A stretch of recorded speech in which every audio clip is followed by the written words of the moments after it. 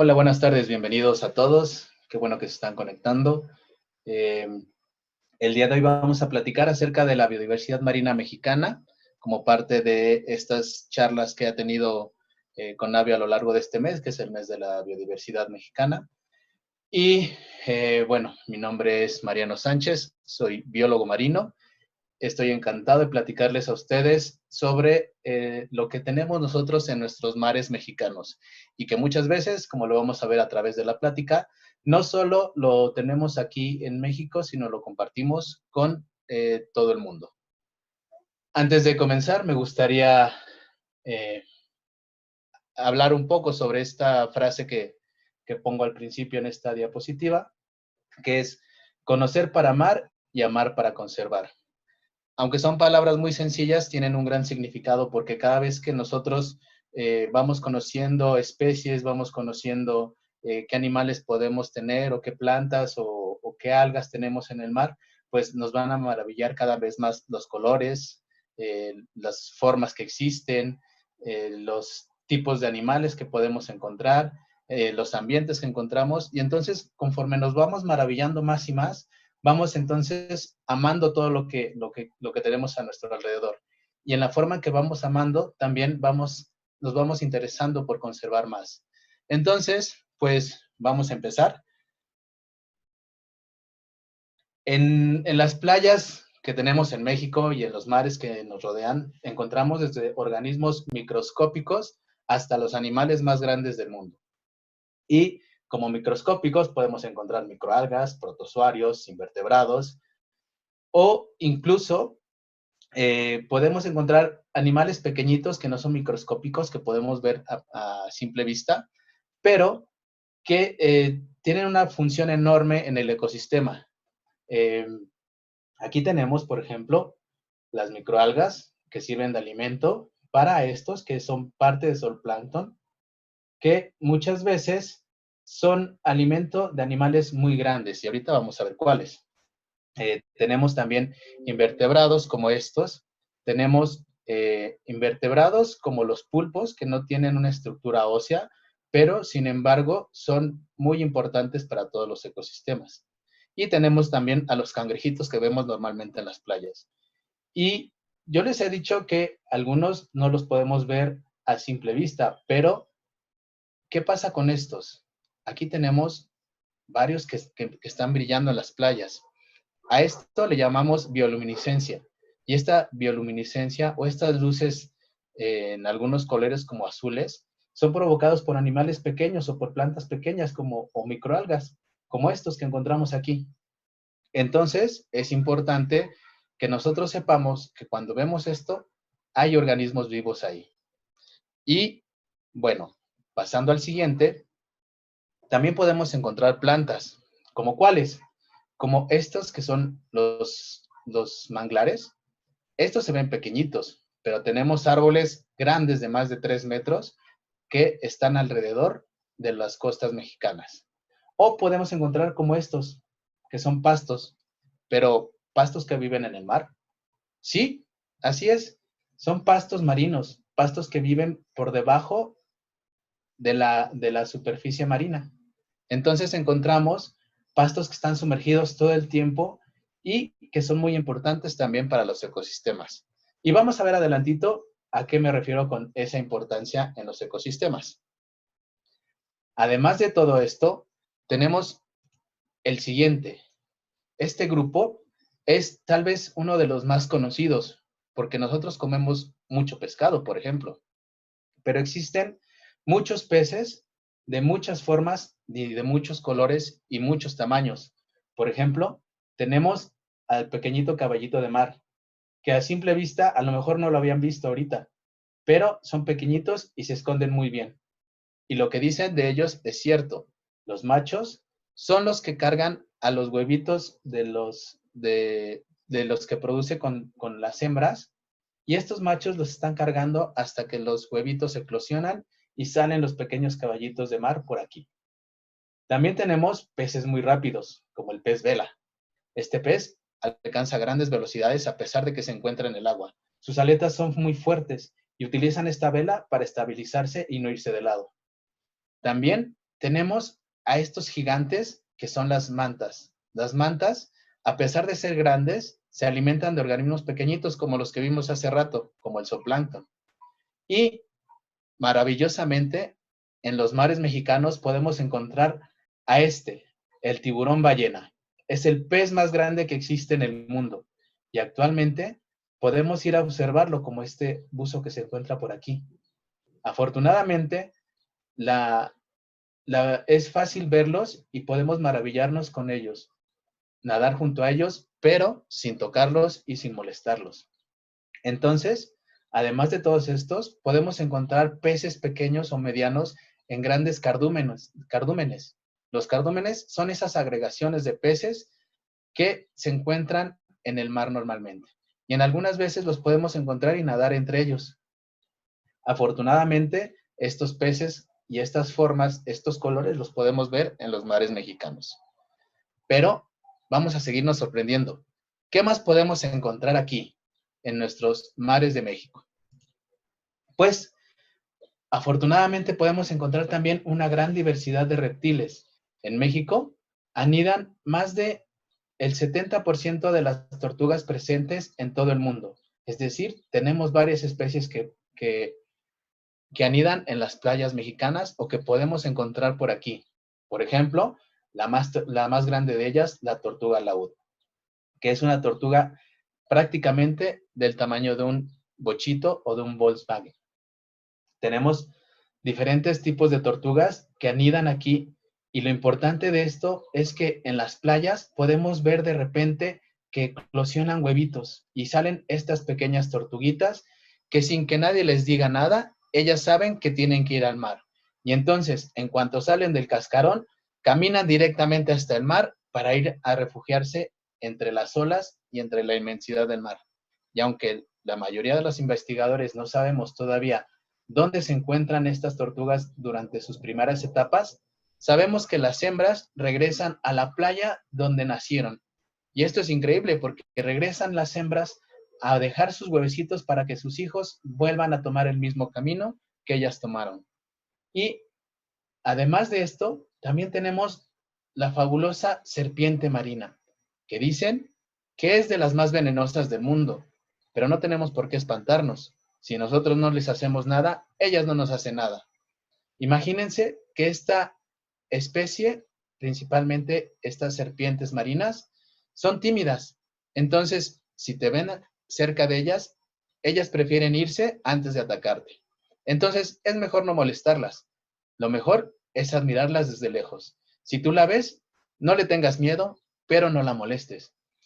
Y ellas pueden escapar fácilmente porque al final, en esta parte de su colita, en la última parte, se ve un poco más plana. Y eso es como si tuviera una aleta o un timón que le ayuda a desplazarse más rápido y con mayor agilidad a través de los mares. Y de esta manera también ella puede cazar y puede alimentarse de otros animalitos. Pero, ¿qué más tenemos? Cuéntame. ¿Saben ustedes qué más?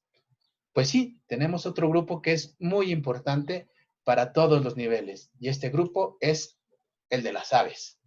Las aves también son residentes en México o pueden ser migratorias. Por ejemplo, hay algunas especies que a pesar de que son muy pequeñas, viajan a través de kilómetros para llegar a sitios donde anidan en México o donde se alimentan. Y entonces es importante que mantengamos sus hábitats lo más limpios posibles. Entonces, vamos a encontrar en las playas de México diferentes especies de aves que debemos ayudar a que se establezcan para que tengan nuevas generaciones de aves o para que se alimenten. Y por ahí en medio tenemos tal vez una de las aves más conocidas. Una de las aves más conocidas, el pelícano. Sí, así es. Tenemos pelícanos que también viajan kilómetros, pero ¿ustedes sabían que en la Ciudad de México también tenemos pelícanos? Así es. Durante su migración, ellos pueden llegar a la Ciudad de México a establecerse para descansar o para alimentarse. Y entonces, ¿dónde tenemos pelícanos en la Ciudad de México? Al sur de la ciudad podemos encontrar un sitio en Xochimilco donde las aguas todavía les permiten establecerse y alimentarse o descansar. Por eso es muy importante que aunque no vivamos en la playa directamente, conservemos todos los sitios naturales que tenemos para que estas aves puedan seguir existiendo y puedan seguir migrando y para que todos podamos conocerlas. Pero, ¿me falta algo? ¿Me falta algún grupo por conocer? No lo sé. Tal vez un grupo de animales muy grandes o de animales muy ágiles en el mar. ¿Saben cuál es? Así es este grupo, los mamíferos marinos. Tenemos la fortuna de contar con muchos mamíferos marinos en México también. Podemos encontrar desde los inquietos lobos marinos o los gigantes elefantes marinos que también llegan a playas mexicanas, o podemos encontrar animales totalmente enormes. De hecho, tenemos al animal más grande de todo el mundo aquí, que nada en las aguas mexicanas. ¿Cuál es ese? Bueno, pues ese animal grande, gigante, que nos apasiona ver es la ballena azul. ¿La ballena azul? Sí, la ballena azul llega a ser del tamaño de 2 o 3 botes. Imagínense, es inmensa. Si nosotros nos paráramos al lado, tal vez seríamos del tamaño de una de sus aletas, así pequeñitos, comparado con toda la enormidad que tiene esta ballena. Y también tenemos otro tipo de ballenas que llegan precisamente en el invierno a las playas mexicanas o a las costas mexicanas. Y al ratito vamos a hablar de ellas también. Tenemos animales tan impresionantes como la orca. Esta no es una ballena, es más bien como un tipo de delfín. ¿Cómo lo sé? Porque las ballenas, para alimentarse, tienen una especie de barbas en lugar de dientes, con las cuales filtran el agua para quedarse con los organismos microscópicos que hablábamos hace rato. Sí, exacto, el krill o el zooplancton marino. Mientras que estas orcas tienen dientes, dientes que les ayudan a cazar desde otros peces hasta otros animales. Oigan, pero aquí hay uno, este. ¿Qué tipo de animal es este? ¿Saben? ¿No? Este es un sirenio, de un grupo que pertenece a pequeños animales o animales que son muy pocos en realidad, muy pocas especies, y una de ellas habita en México. Este es un manatí. ¿El manatí qué come? ¿Saben? ¿No? Bueno, los manatís son como unas vacas, porque comen pasto y comen algas. Principalmente, el pasto es de los que más consumen ellos. Por eso, cuando veamos pastos marinos, no hay que tocarlos, no hay que arrancarlos y hay que dejarlos donde están. Pero, ¿qué tiene de importante entonces el manatí? Bueno, el manatí también tiene una función muy especial en los ecosistemas. Sobre todo, se ubican principalmente en la península de Yucatán. Pregúntenle a sus papás dónde está la península de Yucatán. Y bueno, entonces, este animal es muy tierno y en realidad no ataca. Es grande, sí, pero es un poco lento para nadar y a pesar de que es un mamífero y tiene que salir a respirar, este animalito nunca se posa en las playas mexicanas. Simplemente se acerca a los lugares donde hay pasto marino y desde ahí sigue nadando. Y bueno, entonces me van a preguntar, ya me hablaste de pastos, ya me hablaste de playas, me hablaste de mangle, pero ¿qué cosas hay? ¿Qué tanto vemos nosotros en las playas o en las costas mexicanas? A lo mejor algunos conocemos la playa normal, con arena. Y aquí en esta imagen vamos a ver qué más encontramos. En esta imagen que es tan pequeña, que es un pedazo muy pequeño, vamos a encontrar varios ecosistemas. Podemos encontrar la que ya conocemos, que es la playa arenosa como esta que está aquí. Esta playa es donde nosotros nos podemos acostar, podemos tirar la toalla, incluso podríamos hacer castillos de arena, pero ¿ven algo que se parezca a otro tipo de ambiente? ¿Algo que no sea como la playa? Sí, así es. Aquí cerca encontramos este tipo de ambiente. ¿Qué es? Bueno, normalmente esto que está aquí también son rocas y le podríamos llamar una playa rocosa. Incluso hay más peces aquí nadando entre estas rocas que aquí en la arena o en la playa arenosa. ¿Por qué? Bueno, porque aquí hay escondites donde los peces más pequeños se refugian y los peces más grandes pueden llegar a buscarlos. Y también aquí es más fácil que las algas se fijen y entonces también puede ser alimento para otros peces. Entonces, por eso en las playas rocosas podemos encontrar una mayor biodiversidad. Pero, ¿hay algo más aquí? Sí, hay un ecosistema que es muy importante, que aunque no está sumergido en el mar, es importante para que se establezca vida en la tierra. ¿Y qué será ese ambiente? Bueno, aquí tenemos la playa arenosa, pero aquí arribita tenemos otro tipo de arena que es un poco diferente. Y aquí encontramos también plantas. Se ven ahí algunas plantas, ¿cierto? Bueno, pues este ecosistema que se encuentra aquí le llamamos dunas costeras. Las dunas costeras son un ambiente que está principalmente dominado por el viento y el oleaje. Y entonces esto modifica las montañas de arena que podemos encontrar aquí. Pero también podemos encontrar vegetación que se establece y que a su vez es importante para fijar la arena y esto nos puede ayudar a que acá no tengamos erosión de playas. Por eso, cada vez que encuentres una duna costera, respétala, procura no pisarla y procura no arrancar sus plantas, porque eso está ayudando a proteger los ecosistemas. Pero, ¿qué más podemos encontrar en esta imagen que es tan pequeña? Ah, yo les hablaba de los mangles, ¿cierto? ¿Alguien ya los vio? Exacto, por aquí están los mangles. Esta parte verde que tiene como un pequeño laguito en el centro, son mangles que están rodeando perfectamente a este cuerpo de agua. Si se fijan, la mayor parte de todo esto es un desierto. Y el desierto, aquí en medio del desierto, tenemos este pequeño oasis de vida que está protegido por los mangles. Y los mangles, además, pueden proteger a peces más pequeños todavía. Cuando los peces son chiquitos, pueden entrar aquí para esconderse de los depredadores. Y entonces, ya cuando sean grandes, pueden salir otra vez hacia acá, hacia el mar. Pero todo esto tan cerca, podemos encontrarlo muy, muy cerquita, así es. Podemos encontrar diferentes ambientes en un mismo sitio sin necesidad de caminar más de media hora.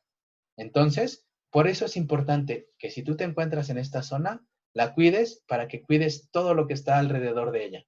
Igualmente, si tú vas a la playa, cuida todo lo que encuentres en la playa para que no afectes todo lo que está a su alrededor. ¿Y qué más podemos ver aquí?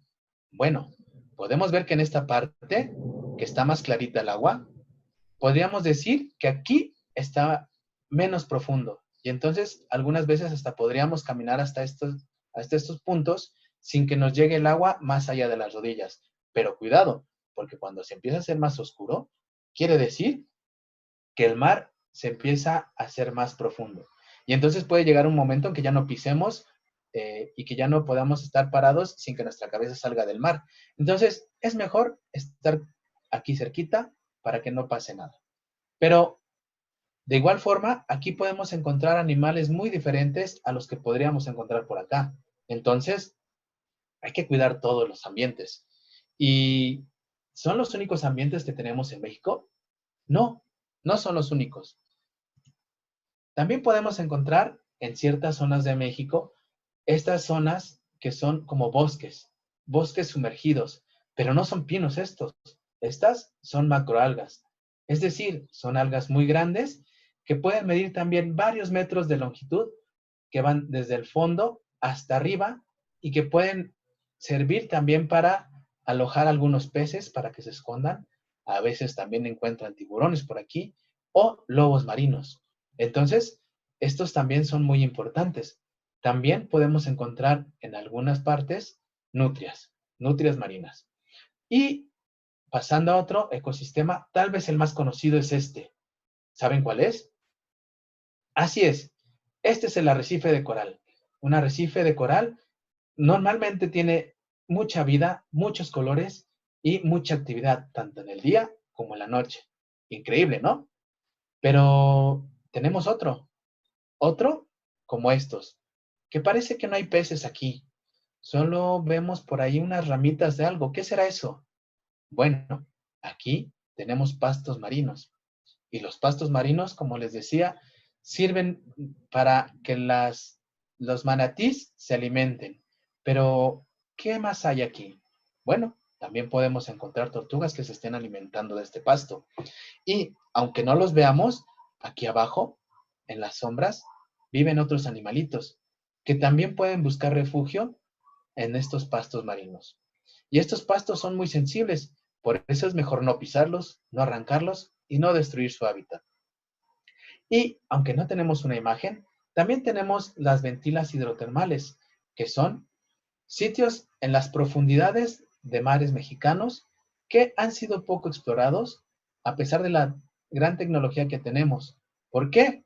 Porque es difícil llegar hasta esos puntos. Sin embargo, también existen y también hay mucha diversidad ahí. Y bueno, entonces vamos a empezar con algunas preguntas. Por ejemplo, ¿es cierto que hay árboles que viven entre la tierra y el mar? Así es. Como ya hablamos, los manglares son esos árboles que aunque estos de la foto están pequeñitos, igual que estos que están acá, llegan a medir hasta 3 metros. Imagínense un árbol de 3 metros en medio del mar. Es impresionante. Y hay muchos manglares que son grandes y que hay que conservarlos. Pero los chiquitos también son importantes. Entonces, aunque esté pequeño como este, hay que cuidarlo. Ese es un bebé de mangle, podríamos decirle. Que si ustedes lo ven, procuren cuidarlo. No lo arranquen. Déjenlo ahí para que llegue a ser un árbol gigante de 3 metros. Sería asombroso verlo, ¿no? Bueno, en algunos países como Japón, a los niños que están cerca del mar, los llevan a plantar mangles como este. Mangles así pequeñitos, que cuando el niño crece, va creciendo junto con el mangle. Entonces, se convierten en sus amigos. Y cada mangle tiene a su amigo niño y cada niño tiene a su amigo mangle. Imagínense cuando los niños crecen y llegan a tener 50 años y ven a su amigo mangle de más de 3 metros que vive cerca de ellos. Increíble, ¿no? Pues no es necesario que vayamos a plantarlos. Si tú lo ves en algún momento de tu vida y eres pequeño, cuídalo y procura que la gente lo cuide. Y pídele a tus papás que si es posible te lleven a verlo seguido para que tú veas cómo este mangle crece. Y hay que conservarlo. Entonces, aquí también vemos cómo el mangle es hogar de muchos animalitos como esta ave, por ejemplo, que aquí puede descansar como esta ave pequeñita que a lo mejor no se ve por aquí, que aquí descansan, aquí también se alimentan, y entonces es muy importante para ellos. Y adentrándonos un poco más en el mar, ¿ustedes saben cómo duermen los peces? Oh, por Dios, son muchos ojos, pero yo no veo párpados como los míos. ¿Ustedes los ven? No les veo párpados. Entonces, ¿cómo duermen? ¿Cómo duermen los peces? Yo cuando me duermo, cierro mis ojos y descanso. Y hasta el día siguiente abro mis ojos, levanto los párpados y despierto. Pero, ¿cómo descansan entonces los peces si no pueden cerrar los ojos? Ah, bueno, es que estos peces están alerta la mayor parte del tiempo y algunas veces solo se sientan o se acuestan o se quedan flotando, entrando en una especie de letargo. Es decir, tal vez desconectan su cerebro un poquito y descansan, pero siguen alerta en el fondo. En México, en el Caribe mexicano, tenemos la fortuna de encontrar a estos que están aquí. ¿Qué son? Eso es, son tiburones y los llaman los tiburones durmientes del Caribe mexicano. ¿Por qué? Bueno, les he de contar que los tiburones, que también son peces, normalmente no descansan, no se echan así como ellos que están en el fondo. Entonces, ¿qué pasa aquí? Ah, bueno, se ha visto que en algunas ocasiones estos tiburones pueden encontrar ciertas cuevas donde pasa corriente y esa corriente pasa a través de su boca y les va llenando de oxígeno las branquias, así es como respiran ellos, y entonces lo que hacen es quedarse tranquilitos esperando que el agua pase a través de ellos y así descansan también. De alguna manera también duermen, desconectan una parte de su cerebro y entonces descansan plácidamente en el fondo de algunos mares y sobre todo del Caribe mexicano. Entonces, Ya me hablaste hace rato de otro pez, un pez muy grande. Me dijiste que era un tiburón y que era una ballena. Me dijiste que era el pez más grande, pero no me queda muy claro.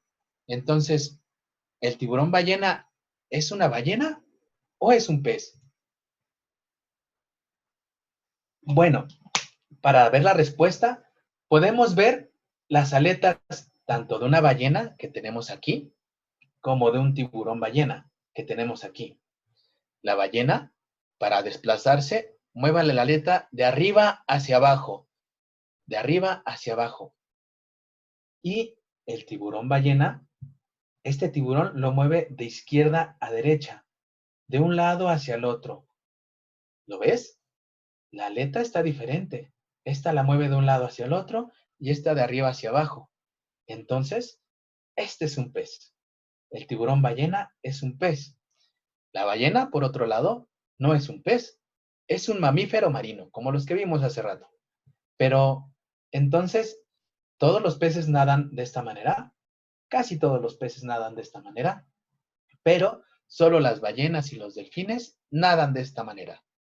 Es decir, que su aleta va de arriba hacia abajo y con eso se desplazan. Bueno, y ya que estamos hablando de ballenas, ¿ustedes sabían que hay una ballena que dicen que es totalmente mexicana? Así es.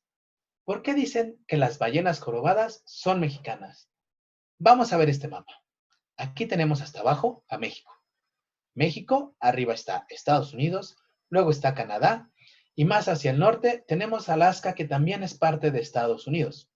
Y entre Alaska y Rusia vemos que este mar está pintado aquí en este mapa de verde, un verde clarito. Sin embargo, es mar. Pero aquí dice que eso es una zona de alimentación. Así es. Durante el verano y parte de primavera y verano, las ballenas aquí se alimentan. Estas ballenas, las ballenas jorobadas que tenemos aquí, que tenemos acá, se alimentan durante primavera y verano.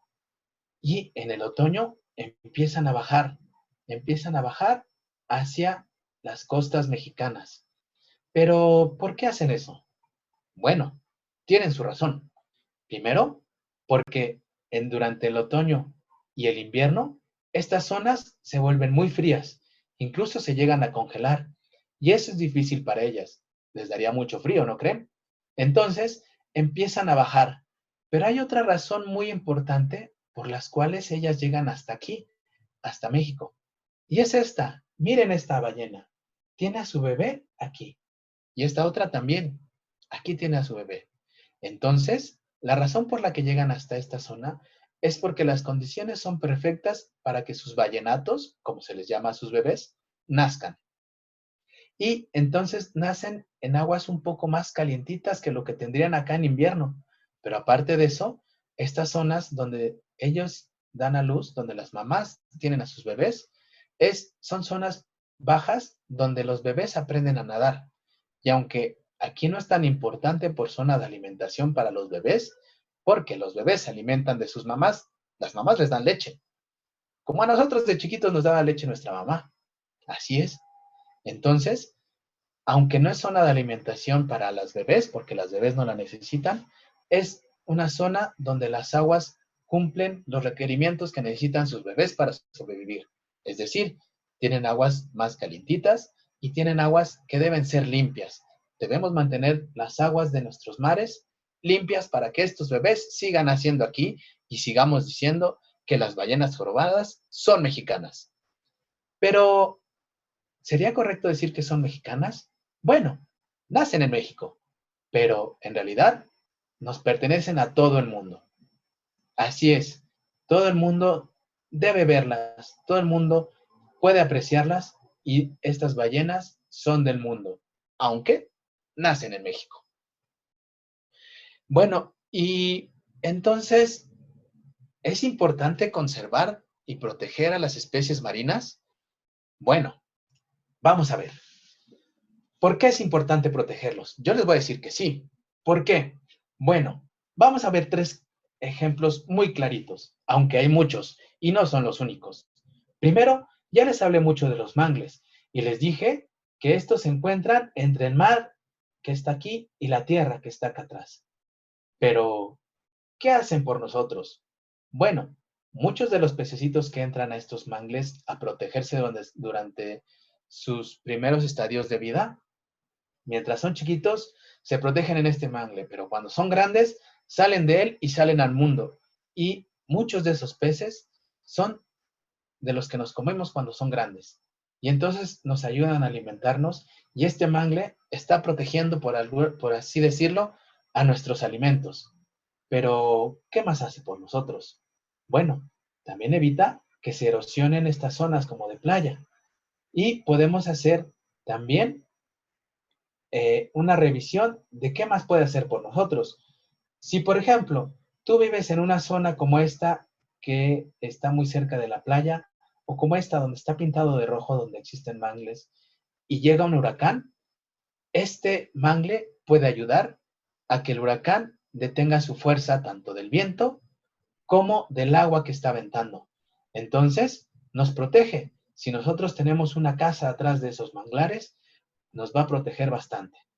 Pero, ¿hace solamente eso? Bueno, no solo cuando son huracanes, también si llegan olas grandes, nos ayuda a proteger para que no se lleven a esas olas la arena y no nos quedemos sin playas. Eso es muy importante. Otro ejemplo, también lo tenemos cerca de las playas. Y es aquí. Tenemos una playa y aquí adelantito tenemos corales. Tenemos varios arrecifes de coral aquí. Entonces, estos corales también nos sirven de protección. Además de que protegen a las especies que están en ellas, también nos ayudan contra olas grandes, por ejemplo. Olas que si llegan acá y tú estás nadando por acá, te podrían tirar o te podrían tal vez empujar un poco. Pero si tenemos a estos corales que nos están protegiendo, pues nos pueden ayudar a que la velocidad y la fuerza de la ola disminuya y entonces nosotros podemos disfrutar plenamente en las playas. Por eso también es importante conservar estos corales. ¿Y qué pasa con una especie que tal vez han escuchado hablar? ¿Han escuchado hablar de la vaquita marina? Yo creo que sí. La vaquita marina es este animal que tenemos aquí. Este es una especie de delfín, pero es un delfín muy pequeño. ¿Y adivinen qué? Este delfín pequeño solo habita en una parte de México. En ninguna otra parte del mundo la podemos encontrar. Entonces, es importante protegerla para que podamos disfrutar de esta vaquita. Aunque esta vaquita prefiere esconderse y pasar largos periodos sin que sea visto. Pero nosotros podemos protegerla aunque no lo veamos. ¿Cómo lo podemos proteger? Bueno, tratando de no contaminar los mares. Entonces, aquí viene la siguiente pregunta y la pregunta final. Vamos a ver qué puedo hacer para conservar a las especies marinas. Bueno, uno es aprender. ¿Aprender? Así es. Mientras aprendamos qué es lo que tenemos en nuestros mares, podemos saber qué es lo que podemos proteger. Podemos aprender y podemos maravillarnos cada vez más. Y entonces, al maravillarnos, vamos a estar más interesados en protegerlos. Pero no solo eso. Ya aprendimos, ya supimos ahorita, por ejemplo, qué especies podemos encontrar. Y aunque no son todas las que podemos encontrar en México, hay muchas más, pues entonces sabemos que tenemos varias especies de aves, de reptiles, de mamíferos, de invertebrados, de algas, de plantas, de peces, de muchas cosas. Entonces, bueno, yo ya sé y yo quiero ir a la playa a conocerlos. Muy bien, puedes ir a la playa, puedes ir al mar a conocerlos, pero procura no tocarlos. ¿Por qué? Bueno, primero, porque son animales salvajes y no sabemos cómo vayan a reaccionar. Se pueden espantar, pero también nos pueden morder. Entonces, es mejor no tocar. No toquemos a las especies que vemos en el mar. Pero si no las tocamos, no pasa nada. Tú las puedes admirar de lejos, las puedes ver, puedes maravillarte, puedes emocionarte, puedes tomarles muchas fotos sin necesidad de tocarlas. Y entonces Con esto pasamos al siguiente punto, a respetar. Es muy importante respetar a todas las vidas que encontremos. También es importante respetar los ecosistemas. Por ejemplo, una forma de respetar es recoger tu basura. Recoge tu basura, no la dejes en el mar. Si te vas con una bolsa de plástico al mar, porque ahí llevabas tu toalla, por ejemplo, regrésate esa bolsa de plástico hasta tu casa. Pero a mí se me antojó comerme algo y venía en un empaque. Bueno, ese empaque lo puedes guardar en una mochila que lleves a la playa, donde tengas tus demás cosas. Ahí también puedes guardar tu basura y llevarla ya sea hasta tu casa si vives cerca o en el hotel si te estás quedando en algún hotel. Es importante que recojamos toda nuestra basura y si puedes, si te nace de ti, recoge la basura que veas cerca y enséñale a la gente que no debe tirarla. Pero, ¿y entonces es lo único que puedo hacer? No. También es importante que no dejes a tus mascotas. Y no estoy hablando solo de que lleves a tu perro a la playa y que te regreses con él. Muchas veces nosotros pensamos que nuestras mascotas como peces, como otras tortugas que nosotros tenemos, o algunas aves también que tenemos, serían más felices si están en libertad. Pero este puede ser un problema. No las dejes, porque aparte de que pueden causar grandes eh, molestias en los demás animales, pues no es bueno ni para el animalito que estás soltando, ni para los animalitos que ya viven ahí. Entonces, es mejor que no tires a tus mascotas. Por eso hay que prevenir. Y tú como niño, tú como joven y tú como adulto, eres responsable de todas las playas que visites porque para que las sigas disfrutando, debes respetar a todas las vidas que tenemos nosotros. Y bueno, hasta aquí está llegando ya nuestra presentación. Entonces, ¿qué les parece si ahora pasamos a las dudas y a las preguntas que han estado escribiendo todo este tiempo? Vamos a responderlas.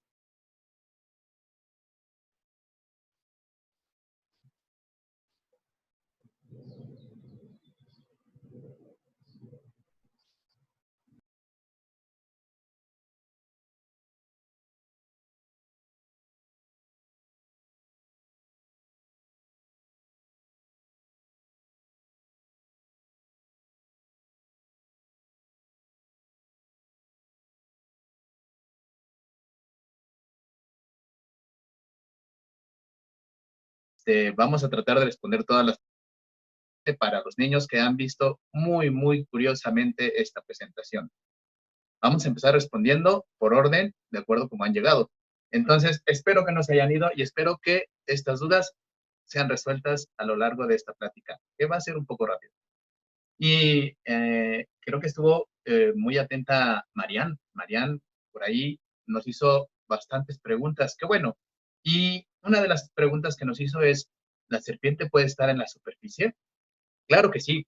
La serpiente, igual que los mamíferos marinos, necesitan respirar oxígeno. No son como los peces que pueden respirar el oxígeno del mar, sino ellos necesitan tomar aire para que ese oxígeno entre sus pulmones.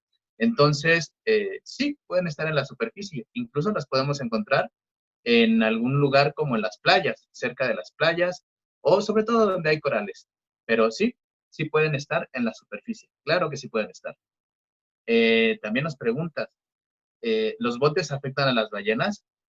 Sí, siempre y cuando eh, no estemos sobre ellas o los botes no pasen sobre las ballenas, no les harán daño. Pero a veces también el ruido las puede afectar. Entonces, hay que ser muy sigilosos cuando vamos a ver ballenas. Y es preferible verlas desde la playa. A veces se acercan tanto que las podemos ver desde la playa. Entonces, los botes sí pueden afectar, pero hay que ser responsables en el uso de los botes también. Por otro lado, Federico López nos pregunta, ¿cómo se llama el ave al lado derecho del pelícano? Ah, esa es una buena pregunta. Y creo que por ahí también José Abel nos preguntó precisamente, ¿qué ave es la de las patas azules? Bueno, su nombre científico es Zula nevoxi, pero normalmente le llamamos el bobo patas azules, aunque, como dije en la presentación, no es un pájaro bobo, Simplemente es un pájaro que por su forma de caminar muy chistosa parece que está haciendo algo bobo, pero es un ave muy inteligente también. Am, Vamos a seguir. Por aquí, Gabriel Jiménez nos dice, muy buen comentario, Gabriel. Cuando hablé de los manatís, dije que se encontraban en la península de Yucatán, pero como Gabriel nos mencionó, también hay en Tabasco. Y en estos lugares es muy importante conservar el ambiente para que ellos tengan un hogar donde vivir. Así como nosotros tenemos una casa, ellos también merecen una. Entonces hay que cuidar los ambientes y el ecosistema. Por otro lado, Federico pregunta, ¿en qué parte del pez está ubicado el cerebro? El cerebro. Esa es una buena pregunta. Los peces, al ser de esta forma, tienen un ojo de un lado y el otro ojo del otro lado. Y entonces, ¿tienen un cerebro? Sí, exacto. A veces se ubica entre los ojos y un poquito por encima de los ojos. Por ahí podemos encontrar el cerebro de los peces. A veces es muy pequeño, a veces es un poco más grande, pero por ahí lo podemos encontrar. Y hay otros peces aplanados, por ejemplo, como vieron a la manta, parece que sus ojos abarcan un pequeño pedazo y su boca es demasiado grande. ¿Dónde está el cerebro? También lo podemos encontrar por encima y por atrás de los ojos. Entonces, dependiendo del tipo de pez y de su forma, vamos a encontrar sus cerebros muy próximos a la cabeza o en la cabeza. Aunque a veces no es tan fácil de distinguir cuál es la cabeza y el cuerpo. Pero bueno, por ahí los podemos encontrar, cerca de los ojos.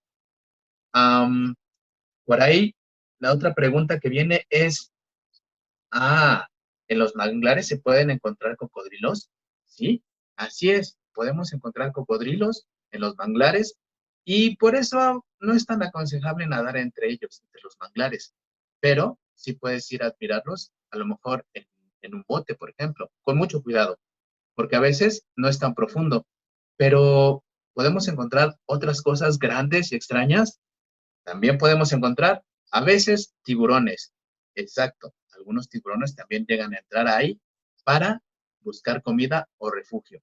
Entonces, por eso estos ecosistemas son tan importantes, porque no solo encontramos peces, no solo encontramos a los manglares, sino encontramos una gran diversidad que debemos proteger. Por otro lado, nos preguntan, ¿el pasto marino se puede considerar como alga?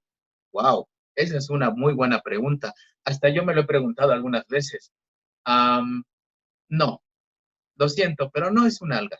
Un alga tiene una estructura muy diferente a la que tiene el pasto. Por eso le llamamos pasto marino, porque su estructura es muy similar a la de los pastos que encontramos en los jardines. Entonces, de alguna manera se diferencia mucho de las algas. Entonces, por eso no lo podemos llamar alga. De parte de Federico López, ya no, ¿cómo quedamos? Esa es una muy buena pregunta. ¿Cuántas horas duermen los peces? Uy, normalmente los peces pueden dormir desde unos minutos hasta escasas horas. Por lo general, no duermen mucho tiempo, solo unos cuantos minutos porque necesitan estar alertas de todo lo que pasa a su alrededor. Porque imagínate que pueden estar durmiendo y de repente alguien se los quiere comer. Entonces, tienen que estar preparados para salir corriendo, o mejor dicho, para salir nadando. Entonces, no duermen mucho tiempo.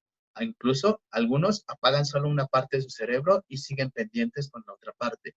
Y después apagan otra parte de su cerebro y siguen pendientes con la otra parte. Y eso va a depender de la especie que vamos a ver. Entonces, dependiendo de cada especie, pueden dormir unos minutitos más o unos minutitos menos. Pero por lo general, cuando el sol ya no está, algunas especies que son las que están en el día nadando son las que descansan. Y las especies nocturnas son las que empiezan a salir. Y cuando sale el sol, las especies nocturnas son las que se van a descansar a sus cuevas. Entonces, pues va a depender mucho de qué tipo de pez estemos hablando. Por aquí vamos a seguir. Espero no saltarme ninguna pregunta. Y dice Michael, ¿aún existe la vaquita marina? Eh, La vaquita marina solo se ha distribuido en el norte del Golfo de California y aunque actualmente todavía no está declarada como extinta, podemos decir que hay muy pocos o que no se ha visto en algún tiempo, la vaquita marina. Pero esta especie siempre se ha escondido de nosotros. A veces solo teníamos registro de ella porque caían las redes de los pescadores. Y no sabemos todavía cuántas hay con exactitud, pero esperemos que todavía estén ahí y por eso es importante conservar todos los ecosistemas, para que todas estas especies que vemos algunas veces o que algunas veces ni siquiera hemos visto o no conocemos, sigan estando ahí. Muy bien. Seguimos con esta pregunta. ¿Cuántos años llegan a vivir las ballenas? Uy, esta es muy, muy, muy buena pregunta. No lo sé con exactitud, pero yo me imagino que por ahí de unos 80 años llegan a vivir las ballenas grandes. Esto es bastante, es como tener una abuelita ballena. Por eso, cuando nosotros las vemos chiquitas, vemos después que pueden llegar a ser inmensas porque viven muchos años, casi como nosotros. Entonces, hay que cuidarlas mucho. Por aquí hay otra pregunta. La Parra García, Humo Negro. Qué nombre tan curioso. Buenas tardes, nos dice. Buenas tardes, mi hijo Alexander La Parra escriba la siguiente pregunta. Muy bien, Alexander. Qué bueno que mandaste a preguntar. ¿Qué animales habitan en el mar congelado? Muy, muy buena pregunta. Y nos dice que han leído a título curioso. Qué bueno que lo han leído. Aunque las aguas congeladas no son parte de México, podemos encontrar también diversidad ahí muy importante. Hay una especie de ballena o delfín que parece como un unicornio, no sé si lo conocen, ¿no? Así es el narval. El narval es una especie de tiburón, una especie de ballena o de delfín más o menos, porque tiene dientes, que uno de sus dientes se alarga casi por su frente y parece un unicornio, pero no es lo único que encontramos. También podemos encontrar estrellas de mar, por ejemplo, o pequeños organismos que están nadando por ahí, como el zooplancton. Podemos encontrar también algas o microalgas, que son muy pequeñitas también. Entonces, a pesar de que es un mar congelado, podemos encontrar una gran diversidad que está ahí entre nosotros. Bueno, no entre nosotros, entre el hielo nadando a veces. Otra pregunta. ¿Qué tan cierto es que durante esta cuarentena se ha disminuido la contaminación y ahora se muestran especies terrestres, pero aún más las marinas, que por ahora sienten que ya no son amenazadas? Bueno, yo solo he visto fotografías, porque al igual que ustedes, yo estoy en mi casa esperando a que pase todo este tiempo que tenemos que estar aquí. Y por eso yo estudio y por eso yo hago muchas cosas para documentarme. Y aunque solo he visto fotografías, yo creo que sí, los animalitos también están saliendo más. ¿Por qué? Porque ya no hacemos tanto ruido en las calles o en el mar, ya no hay tantos botes pasando que puedan lastimarlos o que puedan hacer mucho ruido para que se alejen. Entonces, en este momento, donde no hay tanta actividad afuera, los animales se sienten un poco más seguros porque no están escuchando tantos ruidos, no están viendo tantas luces, no están viendo a tanta gente y yo creo que puede ser cierto que muchas especies se están acercando, específicamente especies marinas, se están acercando un poco más a las playas porque además ya no hay tanta contaminación. Entonces, ¿qué nos queda de aprendizaje con esto? Pues que cuando vayas a la playa, procura no hacer tanto ruido, procura dejar todo donde está, procura no tocar a los animalitos, procura llevarte toda tu basura. Si ves que, por ejemplo, tus papás o algún adulto está fumando, pídele que se lleve todas sus colillas de cigarro con él, que las guarde en una bolsita y que se las lleve al hotel o que se las lleve a su casa y las tire allá, pero no en la playa. Entonces, es muy importante. Por ejemplo, ya lo dije, si tú vas con una bolsa de plástico, esa misma bolsa, regrésala contigo, que no se te pierda. Ahí la tienes que cuidar. Por eso es muy importante. Podemos ver más especies si nosotros las respetamos y respetamos el lugar donde viven. ¿Y a poco no te gustaría estar en la playa y que de repente salga una ballena saltando y la puedas ver tú desde la playa? Sería grandioso, ¿no? Entonces, hay que cuidar todos los ecosistemas. También nos dice Vale, hola, soy Vale. ¿El tiburón ballena es agresivo? No, para nada. Es el animal más tranquilo que puedas encontrar. ¿Por qué? Porque al ser tan grande, no se siente tan amenazado con animales pequeños como nosotros, que también somos animales, somos una especie de animales, pero el tiburón ballena nos ve y en ocasiones su ojo es tan grande que tú lo puedes ver si te acercas y te está viendo también. Y en lugar de hacer algo, pues no te muerde ni nada, pero si no se siente muy a gusto, se puede ir nadando rápidamente, en lugar de atacar. Entonces, por eso el tiburón ballena podemos decir que es muy, muy tranquilo. No ataca, no es agresivo y nosotros nos podemos maravillar con él siempre que lo respetemos. Eh, bueno, parece que... ¿cuál es el animal marino que nada más rápido? Uy, aquí tenemos varios concursantes. Los hemos visto algunos en las presentaciones. Por ejemplo, vimos el pez vela. El pez vela es rapidísimo también. Podemos encontrar algunas especies de tiburones que también son muy rápidos. Entonces, como estos animales, como el tiburón y los pez vela, se alimentan de otros peces, pues los peces también tienen que ser muy rápidos para que no se los coman. Por ejemplo, el atún también nada rapidísimo, pero los delfines también nadan rapidísimo atrás de ellos. Entonces, pues hay varios competidores en esta categoría. Entonces, yo no te podría decir exactamente cuál es el animal más rápido. Podría decir que a lo mejor el pez vela, que tiene sus características para nadar muy, muy rápido. Su nariz puntiaguda, su vela que le ayuda a estabilizarse para ir más rápido. Entonces, yo votaría por el pez vela, pero si alguien conoce la respuesta y nos quiere ayudar, lo puede escribir también. Claro, ahora nos preguntan, ¿hay una página en donde pueda conocer qué especies hay en los mares de México? Claro que sí, hay varias. Primero, podrías ir a la página de Conavio, donde a la vez te van a enlazar con una página que a mí me gusta mucho, que se llama Enciclovida. O puedes escribir Enciclovida Conavio y te va a aparecer. Ahí puedes buscar por especie. Por ejemplo, puedes ponerle tiburón o tiburones y ahí te va a encontrar los tiburones que se pueden encontrar en México.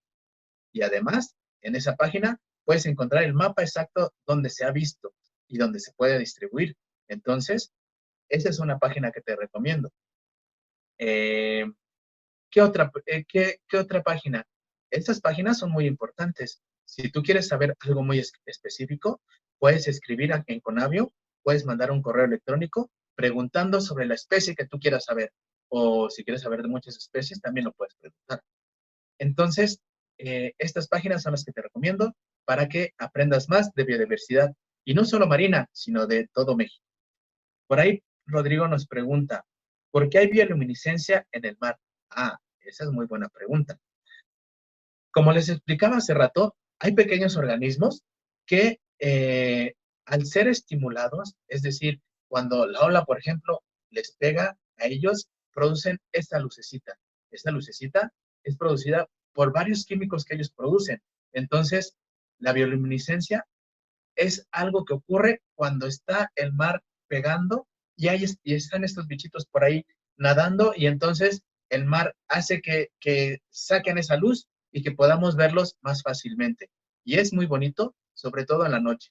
En la noche, si tú vas a la playa, que sea con cuidado y puedes ver en algunas ocasiones cuando el mar está haciendo muchas olas, que estas luces empiezan a generarse. Y eso es muy importante, porque quiere decir que en el mar, aunque no veamos algo que se esté moviendo con nuestros ojos, hay vida. Y esa vida hay que respetarla. Y bueno, me parece que por, eh, por, por el momento serían todas las preguntas que nos han llegado. Y si alguna otra pregunta queda por ahí que no respondí, voy a revisarlo al rato y les prometo darles una respuesta en estos días. Entonces, pues muchas gracias a todos los que se conectaron, a todos los que todavía nos están escuchando y sigan con estas pláticas que por lo que yo he visto, yo también he aprendido mucho de ellas. Entonces, hasta aquí nos despedimos de esta transmisión y estamos pendientes de sus preguntas. Muchas gracias. Hasta luego.